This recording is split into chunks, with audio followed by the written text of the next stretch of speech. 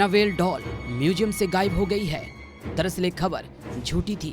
किसी ने इस तरह की अफवाह फैला दी जिसके बाद लोगों में खलबली मच गई। जैसे ये डॉल हॉन्टेड है और अब तक 3 फिल्में इसको लेकर बन चुकी हैं, तो लोग इससे काफी अच्छे से वाकिफ हैं।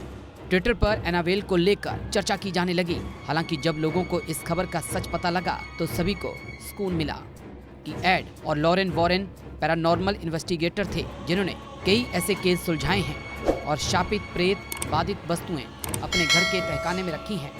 ऐसा इसलिए था क्योंकि आम जनता के लिए ये हानिकारक साबित हो सकती थी।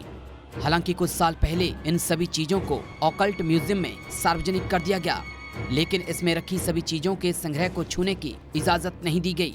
इसी म्यूजियम में एनाबेल डॉल को भी रखा गया। ऐसा कहा जाता है कि इस डॉल में बुरी शक्तियां हैं और आम जनता के लिए ये नुकसानदायक हो सकती है। अमेरिकन लेखक जॉनी ग्रुएल ने सबसे पहले अपनी एक रचना में इसका जिक्र किया था, लेकिन सच ये है कि बेहद रहस्यमय ढंग से यह डॉल उनकी जिंदगी में आई थी। इसके बारे में जानकर आपको बेहद ताज्जुब होगा। दरअसल बात उस वक्त की है जब लेखक जॉनी ग्रुएल बच्चों के लिए एक किताब की श्रृंखला की रचना करने जा रहे थे। उन्होंने रेजिडी अन सीरीज नाम की एक किताब के साथ एनाबेल डॉल को मार्केट में लॉन्च किया। उनकी किताब लोगों के लिए बेहद रोचक विषय थी। डॉल के पीछे छुपी अनोखी कहानी ने लोगों को इसे जानने के लिए मजबूर कर दिया।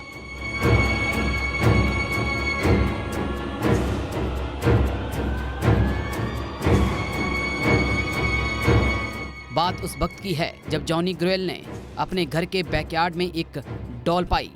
जब उनकी बेटी मार्सेला पैदा हुई तो उसी डॉल से वो हर वक्त खेला करती थी।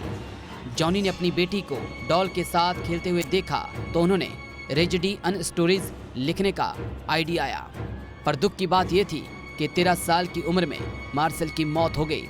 उसकी मौत का कारण संक्रमित टीका बताया गया। वो असली डॉल एक एंटीक शॉप में मिला।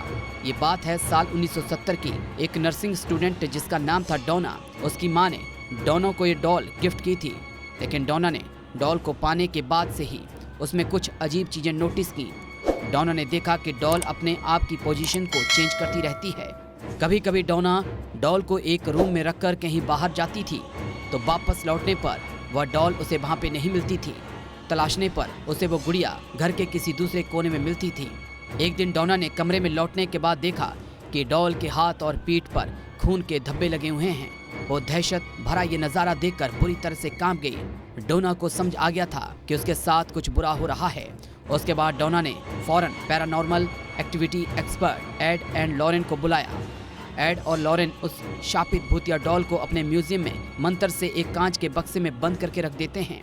माना जाता है कि आज भी उसकी भूतिया ताकत एक्टिव है। इसी कारण से उसके पास किसी को जाने नहीं दिया जाता। तो देखा आपने किस तरह से इस कहानी ने एक नया मोड़ लिया जो काफी इंटरेस्टेड दिखी। हालांकि इसके बाद का जो सीन रहा वो भी दिलचस्प है, जिसे भी हम अगले पार्ट 3 में आपको बताएंगे। आखिर इसके पीछे की मूल वजह क्या है वो सारी जानकारी आपको देंगे, जिसे आपके लिए जानना बेहद जरूरी है। ऐसे में अगर आपने हमारे चैनल को अभी तक लाइक और सब्सक्राइब नहीं किया है तो इसे तुरंत करिए, क्योंकि हमारी जो भी इंटरेस्टेड कहानी और आने वाली मूवीज को लेकर अपडेट सीन रहेंगे तो सबसे पहले आपके पास पहुंचेगा।